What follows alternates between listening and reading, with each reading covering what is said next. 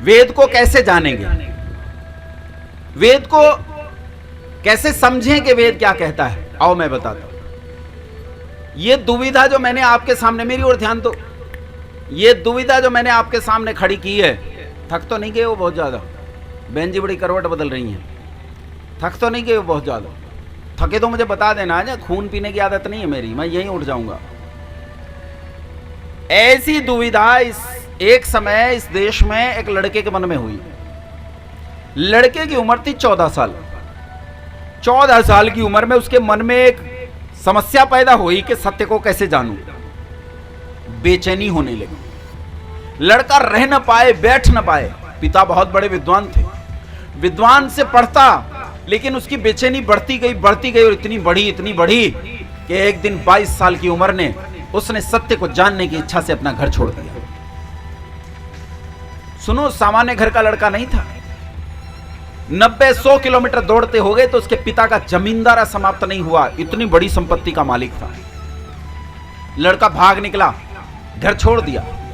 ब्राह्मण घर में पैदा हुआ ये पुत्र अपना घर छोड़कर घर से निकल भागा, सुदूर उन आश्रमों, उन गुरुकुलों में पहुंचा जहां इसे उम्मीद थी कि तुझे सत्य मिलेगा। लेकिन वहां जाने पर इसे पता चला कि यहां तो सत्य, ये तो सब पाखंड के घर बन गए।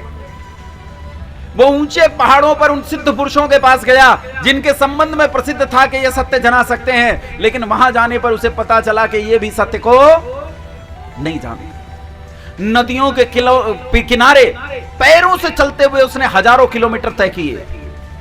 गहन कंदराओं में गया, गुफाओं में गया, पर्वतों पर गया, घाटियों में गया, नगरों में गया, ग्रामों में गया। वो जगह जगह भटका इस देश में, लेकिन उसे सत्य नहीं मिला। और इसी तरह भटकते भटकते उसे 10 साल बीत गए। कितनी साल में घर छोड़ा था? 22 साल में।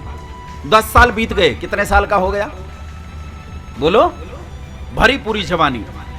32 साल का यह लड़का सामान्य कदकाठी का नहीं था, 6.5 फुट से ऊंचा शरीर, बड़ी भारी बल वाला इसका शरीर था, भयंकर शरीर था इसका। ये लड़का जब 10 साल में सत्य जान नहीं पाया, बस रुक जाइए 10 साल में जब सत्य जान नहीं पाया तो इस लड़के के मन में एक निराशा उठी। अच्छा ये बताओ, जब कोई आदमी किसी चीज के लिए भयंकर पुरुषार्थ करता है तो उसके मन में प्राप्त न होने पर निराशा आती है कि नहीं आती? बोलो। कुछ बच्चे परीक्षा पास करना चाहते हैं, बहुत परिश्रम करते हैं, परीक्षा पास नहीं होती तो मन में निराशा आती है कि नहीं?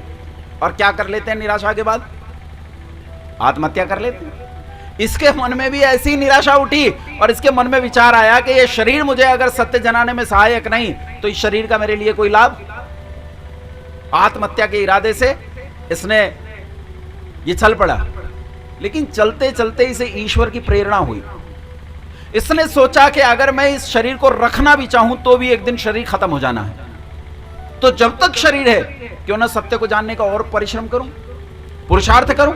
और एक नई उमंग, नए उत्साह से भरा हुआ लड़का फिर चल निकला उसी अनथक यात्रा पर जिस अनथक यात्रा के लिए इसने अपना घर छोड़ा था। रोटी पानी से जान बचाने के लिए कि भिक्षा से जीवन चल जाएगा, छोटी सी उम्र में इस लड़के ने सन्यास ले लिया, लाल कपड़े ले लिए, छोटी सी उम्र में बाबा बन गए। भटकते भटकते ये सन्यासी से मिला और उस सन्यासी ने इस लड़के को बताया कि तेरी जिज्ञासा सामान्य व्यक्ति शांत नहीं कर सकता, मैं एक व्यक्ति को जानता हूं, वो तेरी सत्य की प्यास बुझा सकता है। इसने कहा महाराज बता दो, मैं तो बहुत दुखी हो गया हूं। कहा तू मथुरा चला जा। मथुरा में एक दंडी स्वामी नाम का एक व्यक्ति रहता है जो अंधा है, बचपन से अंधा है, लेकिन वो विद्या का सूर्य है, मार्तंड है, आदित्य है। कोई अविद्या, कोई अज्ञान उसके सामने सिर उठाकर खड़ा नहीं रहता, उसके सामने मर जाते हैं। लड़के ने मथुरा का रुख किया, हजारों किलोमीटर पैदल चलते चलते ये एक दिन मथुरा जा पहुंचा और मथुरा में इसने दरवाजा खटखटाया। गुरुजी का द्वार खटखटाया और अंदर से गुरुजी ने आवाज लगाई कि कौन है? लड़का बोला बस यही जानने आया हूं गुरुजी, यही जानने आया हूं कि मैं हूं कौन, किस लिए भटक रहा हूं, क्यों जन्म लिया है, क्या आवश्यकता थी मेरे जन्म की, किस लिए मैं इस संसार में हूं, यह संसार क्यों है, यह हवा क्यों चलती है, यह पानी क्यों है, यह किस लिए जन्म लेता है, संसार में वृक्ष क्यों है? संसार में लोग दुखी क्यों हैं? सुखी क्यों हैं? बच्चे विकलांग क्यों पैदा होते हैं? कुछ बहुत सुंदर क्यों पैदा हो जाते हैं? संसार में इतना दुख क्यों है? संसार में इतना सुख क्यों है? मैं यही जानने आया हूं। इसी के प्यास मुझे आप तक खींच लाई। गुरु ने सुन लिया, आचार्य ने सुन लिया और वो समझ गए कि द्वार आज किसी सामान्य छात्र ने नहीं खटकाया। आज विलक्षण छात्र द्वार पर है और उन्होंने उसे पढ़ाना स्वीकार किया, लेकिन गुरुकुल में रखने से मना कर दिया। कहा भैया तूने लाल कपड़े ले लिए? लड़के, मैं लाल कपड़े वाले लोगों को नहीं पढ़ाता, मैं पढ़ाता हूं ब्रह्मचारियों को। तूने छोटी सी उम्र में ही सन्यास ले लिया, ये तो ठीक न किया, ये तो तूने अच्छा न किया। इसलिए मेरे गुरुकुल में रहने खाने के लिए नहीं मिलेगा। फिर क्या करूं? कहा तू अपने आप देख क्या करना है। इसने चिंता नहीं की कि रोटी नहीं मिलेगी, पानी नहीं मिलेगा, रहना नहीं मिलेगा। इस चीज की चिंता किए बिना इस लड़के ने पढ़ना शुरू कर दिया। ये लड़का कभी नहीं सोचा। आजकल तो बच्चों को क्या चाहिए? अरे मम्मी लैपटॉप चाहिए, लैपटॉप, बिना लैपटॉप के नहीं पढ़ूंगा। एंड्रॉइड मोबाइल चाहिए, हैं? महंगी जीन्स पहनते हैं, महंगी शर्ट पहनते हैं, महंगा उनका स्टडी रूम चाहिए, उन्हें अधिक से अधिक सुविधा चाहिए, तब जाकर पढ़ते हैं। ये सोचो, इसके पास कुछ भी नहीं। 6.5 फुट से लंबी चौड़ी काया, सोचो कितनी भूख लगती होगी। लेकिन इसने कभी नहीं सोचा कि रोटी मिलेगी कि नहीं मिलेगी। शरीर पर केवल एक लंगोट बांधता था, कपड़े तक नहीं। सर्दी और दिसंबर के भयंकर ठंड में भी ये उसी लंगोट में जीवन जीता था। ये इसका जीवन था, लेकिन इसका संकल्प कभी टूटा नहीं। सत्य को जानने का इसका ये संकल्प उतना ही मजबूत बना रहा, उतना ही धनी बना रहा।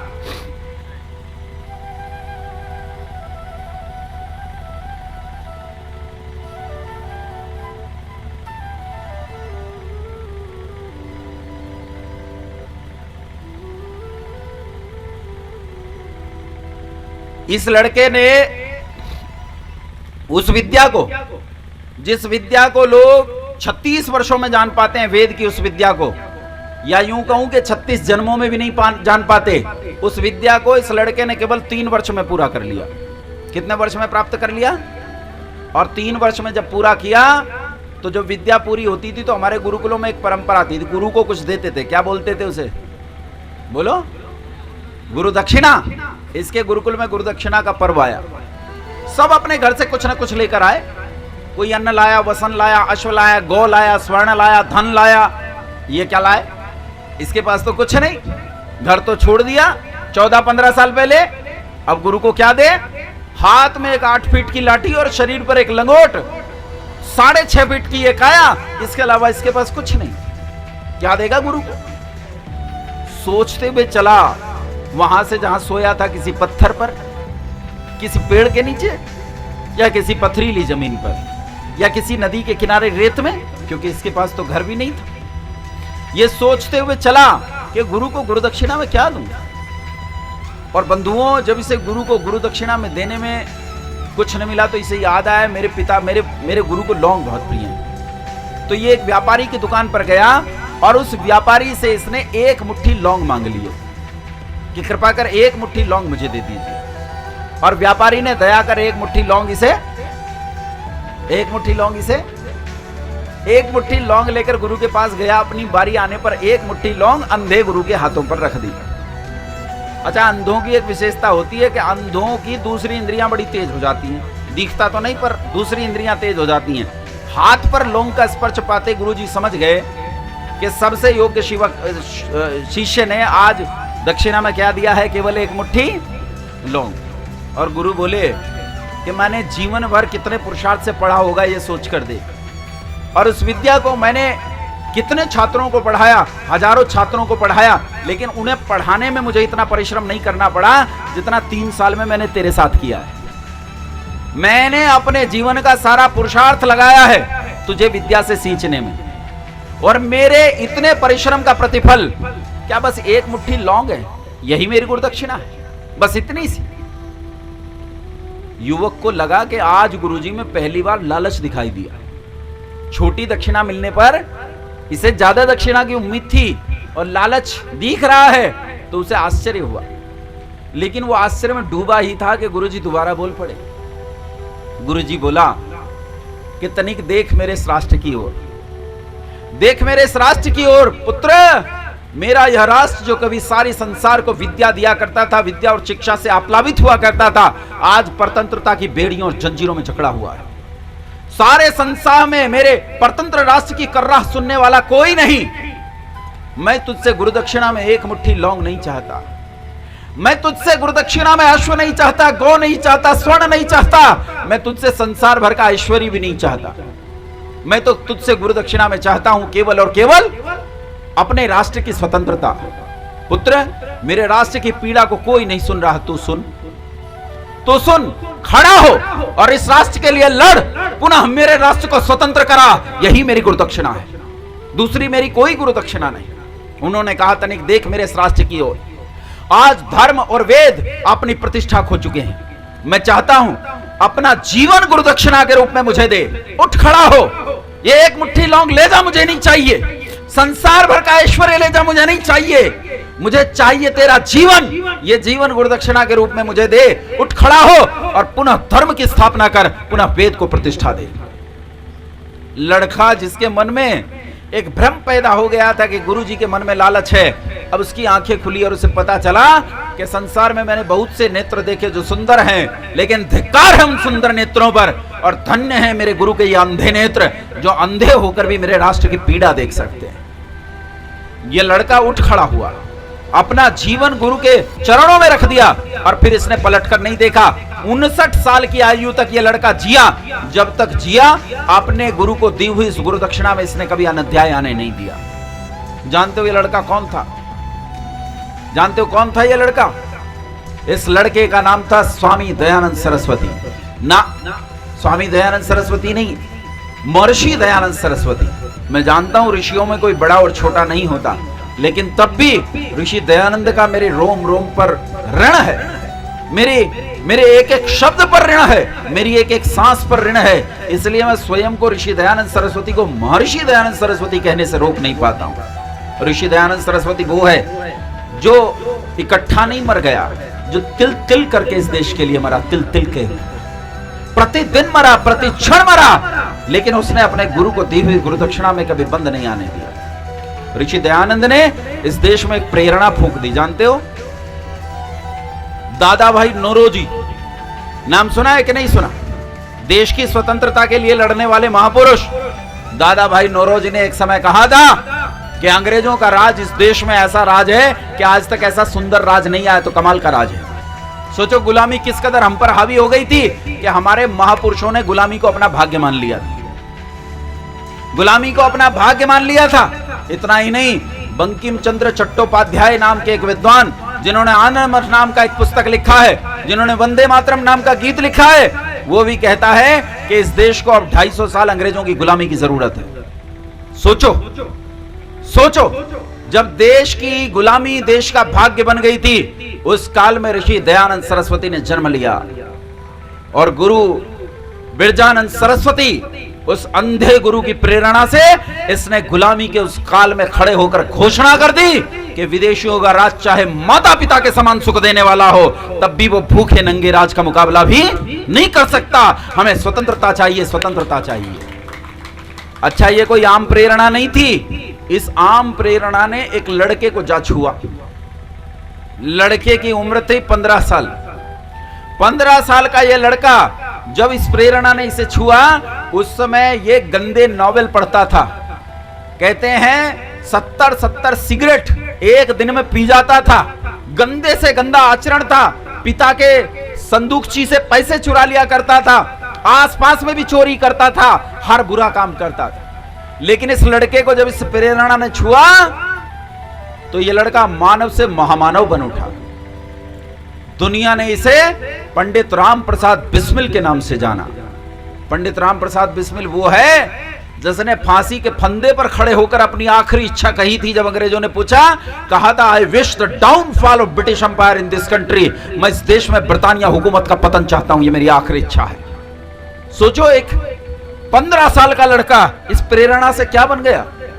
उसके मरने के बाद, फांसी दिए जाने के बाद, भगत सिंह कीर्ति नाम के अखबार में विद्रोही नाम से लेख लिखते हैं और उस लेख में लिखते हैं कि पंडित राम प्रसाद बिस्मिल 6 फुट 2 इंच का ये युवक जब सड़क पर चलता था तो लोग रुककर उसके ब्रह्मचर्य को देखते थे। कहता जब पहली बार मैं संगठन में भर्ती होने गया तो बिस्मिल ने जब मुझे देखा तो उसकी आंखें ऐसी थी, मुझे ऐसा लग रहा था जैसे मेरी अंतड़ियों तक देख रहा हो, जैसे मेरी एक एक हड्डी, एक एक नस, एक एक नाड़ी को देख रहा हो, और मैं उसके सामने खड़ा रह पाने की स्थिति में नहीं था। पंडित राम प्रसाद बिस्मिल, जिसे लोगों ने कहा कि तुझे फांसी दे देंगे, मर जाएगा, तो उसने गीत लिखा कि सरफरोशी की तमन्ना अब हमारे दिल में है, देखना है जोर कितना बाजुए का दिल में है, वक्त आने पर बता देंगे तुझे वो आसमां, हम अभी से क्या बताएं हैं क्या हमारे दिल में है। ऐ शहीदे मुल्क मिल्लत मैं तेरे ऊपर निसार, अब तेरी हिम्मत का चर्चा गैर की महफिल में है, सरफरोशी की तमन्ना अब हमारे दिल में है, देखना है जोर कितना बाजुए का दिल में है। फांसी 4 बजे थी शाम को। फांसी पर चढ़ाने के लिए जब लेने आए कांस्टेबल तो उस समय दंड लगा रहा था। किसी ने कहा ये क्या मूर्खता है, तू दंड क्यों लगा रहा है? उसने कहा स्वस्थ रहने के लिए लगा रहा हूं। तो उसने कहा पर तू तो मर जाएगा। कहा किसने कहा? बोले सब कह रहे हैं, अखबार में छपा है। तो बोले ना, तुझे किसी ने गलत बहका दिया। बोले अरे तू गलत फहमी में है, शाम को 4 बजे तेरी फांसी है भैया, 1 घंटा रह गया है, तू मर जाएगा। बोले फांसी है ये बात तो मैंने भी सुनी है, लेकिन मर जाऊंगा ये तुझे किसी ने गलत बहका दिया, मैं नहीं मरता। उसने कहा क्यों, तू क्यों नहीं मरता? कहा मैं जन्म नहीं लेता इसलिए नहीं मरता। नैनम छिन्दन्ति शस्त्राणि नैनम दहति पावकः न चैनम क्लेदयन्त्यापो न शोषयति मातृतः। अरे मुझे मारा नहीं जा सकता, काटा नहीं जा सकता, भिगोया नहीं जा सकता, सुखाया नहीं जा सकता, जलाया नहीं जा सकता, गलाया नहीं जा सकता, मैं तो जीवात्मा हूं। शायद तू इस शरीर की बात कर रहा है, शरीर तो यहां गिरेगा, इधर मरा और उधर जन्म लूंगा, और खुश मत हो कि बिस्मिल मर रहा है। बिस्मिल नई तैयारी से नए शरीर के साथ आ रहा है, इससे कहीं ज्यादा ताकत के साथ, इसलिए खुश मत हो, डर मुझसे ये बिस्मिल था। और कहता है हे ईश भारत भूमि में 100 बार मेरा जन्म हो, कारण सदा ही मृत्यु का देशोपकार कर्म हो, यदि देश हित मरना पड़े मुझको 1000 बार भी, तो भी न मैं इस कष्ट को निज ध्यान में लाऊं कभी। बंधुओं, वेद की आज्ञा का पालन करने के लिए जब एक लड़का तैयार होता है तो वो सामान्य युवक से पंडित राम प्रसाद बिस्मिल बन जाता है। एक लड़के ने स्वराज शब्द पढ़ लिया कहीं, स्वराज शब्द 16 साल की उम्र में। गांधी जी का असहयोग आंदोलन चल रहा था, उस असहयोग आंदोलन में पकड़ा गया। पुलिस पकड़कर जज के सामने ले गई। जज ने पूछा तेरा नाम क्या है? नाम तो कुछ और था, लेकिन आज इसका निर्णय बदल गया। जज ने पूछा तेरा नाम क्या है? इसने कहा मेरा नाम आजाद है। कहा तेरे पिता का नाम क्या है? कहा मेरे पिता का नाम स्वाधीन है। घर क्या है? कहा जेल खाना। काम क्या है? देश को आजाद करना। इसका नाम था पंडित चंद्रशेखर आजाद। उस दिन 16 साल की उम्र में इस लड़के ने एक प्रतिज्ञा की कि आज पहली बार मुझे अंग्रेज सरकार ने पकड़ा है, लेकिन जीते जी अब अंग्रेज सरकार मुझे कभी पकड़ नहीं सकती। 25 साल की उम्र में जब अल्फ्रेड पार्क में इसे सेनाओं ने चारों तरफ से घेर लिया तो पहले उनका जमकर मुकाबला किया, और जब आखिरी गोली बची तो अपनी प्रतिज्ञा याद आई कि जीते जी मुझे पकड़ नहीं सकते। अपनी कनपटी पर रखकर अपनी गन से अपनी हिलीला समाप्त कर दी, लेकिन अपनी प्रतिज्ञा को पूरा किया। जब इस प्रेरणा ने इस देश के ऐसे हजारों नहीं लाखों युवकों को छुआ, तो यह प्रेरणा ने इस देश में क्रांतिकारियों की फौज खड़ी कर दी, और उस क्रांतिकारियों की फौज ने इस देश की प्रतंत्रता की बेड़ियों को काट डाला और देश आजाद हुआ। कहते हैं 1947 में यह देश आजाद हो गया। ये किसी और की प्रेरणा नहीं, ये प्रेरणा थी ऋषि दयानंद सरस्वती की। ये प्रेरणा थी उस दयानंद की जिसके अंधे गुरु ने इस देश की रक्षा करने का उससे प्रण लिया था। और तब ऋषि दयानंद सरस्वती ने, जब हमने उन्हें मार डाला, जहर दिया ऋषि दयानंद सरस्वती को, कालकूट विष देकर मुसलमानों और ईसाइयों के साथ मिलकर हमने उसकी हत्या की, तो मरने से पहले उसने, ताकि मेरी संतान आगे आने वाली पीढ़ियां वेद की आज्ञा का उल्लंघन न करें, तो उन्होंने वेद की आज्ञाओं को हिंदी के शब्दों में गूंथकर एक कालजयी ग्रंथ की रचना की, और इस कालजयी ग्रंथ का नाम था सत्यार्थ प्रकाश। ये वो सत्यार्थ प्रकाश है जिसने इस देश को आजादी दी। सीता भी पट्टा रमैया नाम का एक आदमी जिसने कांग्रेस का इतिहास नाम की एक पुस्तक लिखी, जो कांग्रेस का अध्यक्ष रहा, सीता भी पट्टा रमैया ने लिखा कि जेल से क्रांतिकारियों को छांटकर छोड़ने की जिम्मेदारी मेरी थी। कहा मैं इस देश की सारी जेलों में गया और जेलों में जाकर मैंने पाया कि जितने क्रांतिकारियों की सूची बनाई गई थी, उन क्रांतिकारियों में से 85% के तकिए के नीचे सत्यार्थ प्रकाश मिला। यह वो ग्रंथ है जो इस देश के 85% क्रांतिकारियों का मार्गदर्शक रहा। यह वो ग्रंथ है जिसने इस देश को आजादी दी। यह वो ग्रंथ है जो एक सिगरेट पीने वाले लड़के को ब्रह्मचारी पंडित राम प्रसाद बिस्मिल बनाकर खड़ा करता है। यह वो ग्रंथ है जो एक 16 साल की गुंडई करने वाले लड़के को पंडित चंद्रशेखर आजाद में तब्दील करता है। यह वो ग्रंथ है जो एक लड़के को इस लायक करता है कि वो कहता है, किसी ने पूछा कि तू क्रांतिकारी है, भगत सिंह से पूछा किसी ने कि तू क्रांतिकारी है, तेरा इच्छा नहीं है कि तेरा भी परिवार हो, बच्चे हो, पत्नी हो, तेरे भी घर में एसी टीवी कूलर हो, तू भी आराम से सुख मौज करे जैसे दुनिया करती है? तो कहता मन करता है। कहा मन तो करता है ये सब करूं, फिर क्यों नहीं करता? तो कहता है, एक शेर कहता है, एक कविता कहता है इस कदर वाकिफ है मेरी कलम मेरे जज्बातों से कि मैं इश्क लिखना भी चाहूं तो इनकलाब लिख जाती है। मैं चाहूं तो भी मेरा जीवन उस रास्ते पर नहीं जाता, मैं क्या करूं? इसलिए बंधुओं, यदि आप वेद को पढ़ना चाहते हो तो, क्योंकि आप वेद को नहीं पढ़ सकते, संस्कृत भाषा में है, तो वेद को पढ़ना चाहते हो तो वेद को पढ़ने का उपाय है सत्यार्थ प्रकाश। जो वेद को पढ़ना चाहते हैं उनके लिए यह अग्रणी ग्रंथ है सत्यार्थ प्रकाश। इस सत्यार्थ प्रकाश को आप में से हर एक के घर में होना चाहिए। अगर हर मुसलमान के घर में कुरान हो सकती है तो बोलो हर हिंदू के घर में सत्यार्थ प्रकाश हो सकता है कि नहीं? बोलो जी, होना तो चाहिए वेद, लेकिन वेद नहीं तो कम से कम सत्यार्थ प्रकाश तो होना चाहिए। हाँ के ना? बोलो होगा? कितने लोग सत्यार्थ प्रकाश खरीद के पढ़ेंगे? हाथ खड़े करो। हैं 5-6 हैं, बाकी तो मुसलमान बैठे हैं। क्यों जी, आपकी इच्छा नहीं है सत्यार्थ प्रकाश पढ़ने की? बोलो हाथ खड़ा करो। फिर काहे शर्मा रहे हो? ऐसे डर रहे हो जैसे सेना में नाम लिखवा रहा हूं तुम्हारा, जाके बॉर्डर पे मरवा दूंगा सबको। है माओ, बताओ सत्यार्थ प्रकाश पढ़ना चाहिए कि नहीं? नहीं, उसमें सत्यनारायण की कथा अगर कहीं है बंधुओं तो वो कहां है? बोलो कहां है? उसमें भी सत्यनारायण आता है, इसमें भी सत्यार्थ, इसमें भी सत्य आता है। यही सत्यनारायण की कथा है। पढ़ना चाहो तो सत्यार्थ प्रकाश शाह पढ़ो। कैसे पढ़ते हैं सुनो, मैं बताता हूं। यहां से पढ़ना है शुरू से। यहां आता है ये भूमिका। भूमिका से पढ़ना शुरू करना है और word by word, line by line, page bye page पढ़ते जाना है अंत तक। इधर से पढ़ना शुरू करना है। समझ में आई बात? ऐसे पढ़ोगे, ऐसे पढ़ोगे तो ये विद्या का समुद्र है। इतना पकड़ के झाड़ दूं ना तो इसमें से जितनी धूल उड़ी, मैं जीवन भर बोलता रहूं तब भी उस धूल के बराबर नहीं बोल पाऊंगा। ये ऐसा समुद्र है विद्या का, ऐसी वस्तु है ये। इस सत्यार्थ प्रकाश को ऐसे पढ़ना चाहिए, word by word, line by line, page bye page. ऐसे नहीं पढ़ना जैसे मेरी लड़की पढ़ती है। मेरी लड़की यहां से खोलती है, पीछे से, सबसे पीछे यहां से। मैंने कहा बेटा पहले का पढ़ लिया? बोले नहीं पिताजी पहले का नहीं पढ़ा। तो फिर यहां क्यों खोल रखा है? बोले पिताजी मजा तो यही आता है जब मुसलमानों का खंडन होता है 14वें अध्याय में, जब मुसलमानों का इलाज होता है, मुझे तो मजा यहां आता है। तो यह मजा लेने के लिए नहीं है, ये मजा लेने के लिए नहीं है, ये विद्या प्राप्त करने के लिए है। इसलिए बंधुओं, अपने जीवन में सत्यार्थ प्रकाश को लाओ और सत्यार्थ प्रकाश को पढ़कर अपने जीवन को आर्य जीवन बनाओ। आर्य जीवन बनेगा, आपकी उन्नति होगी। नहीं तो भैया जो चल रहा है वो तो चल ही रहा है। राधे राधे। हैं? फिर कहते रहना श्री कृष्ण कौन थे? चोर, जार, शिखामणि, दो गाली।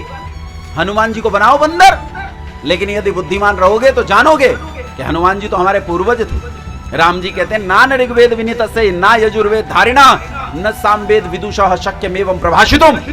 राम जी कहते हैं लक्ष्मण से कि लक्ष्मण, ये व्यक्ति जो अभी मुझसे बात करके गया, हनुमान जी के बारे में कह रहे हैं, 1 घंटे के संभाषण में इसके मुख से एक भी व्याकरणीय त्रुटि नहीं निकली। बोलो व्याकरण संस्कृत की बंदर पढ़ता है? बोलो बंदर पढ़ता है? अरे वो तो वीर शिरोमणि थे, वो मनुष्यों के कुल में उत्तम मनुष्य थे, लेकिन हमने राधे राधे वालों के चक्कर में क्या बना दिया? बंदर बना दिया। इसलिए बंधुओं सुधरो। अच्छा ये बताओ, अच्छी चीजों को अपने समाज में स्थापित करना चाहिए कि नहीं? खाना बोलो, देखो कैसे मरे हुए बैठे हैं बिल्कुल हैं, ये डरे बैठे हैं आजम खान आके मारेगा इन्हें। अरे बोल तो मैं रहा हूं, आवाज मेरी जा रही है, मारेंगे मुझे मारेंगे, तुम क्यों घबरा रहे हो? दिन रात मोहम्मद को गाली देता हूं, मेरा तो कुछ नहीं बिगाड़ते, तुम क्यों डरे बैठे हो? बोलो, अच्छी चीजों को समाज में स्थापित करना चाहिए कि नहीं? बोलो करना चाहिए कि नहीं? अच्छा, जो बातें मैंने कही ये बातें समाज में फैलनी चाहिए कि नहीं? मैं धन्यवाद करता हूं इस गांव के सभी लोगों का, मैं धन्यवाद करता हूं आप सभी श्रोताओं का जिन्होंने 3 दिवस तक बैठकर हमें सुना और हमारा खूब सेवा की, हमें खूब अच्छी तरह से भोजन दिया, हमारा सब तरह से सत्कार किया। मैं धन्यवाद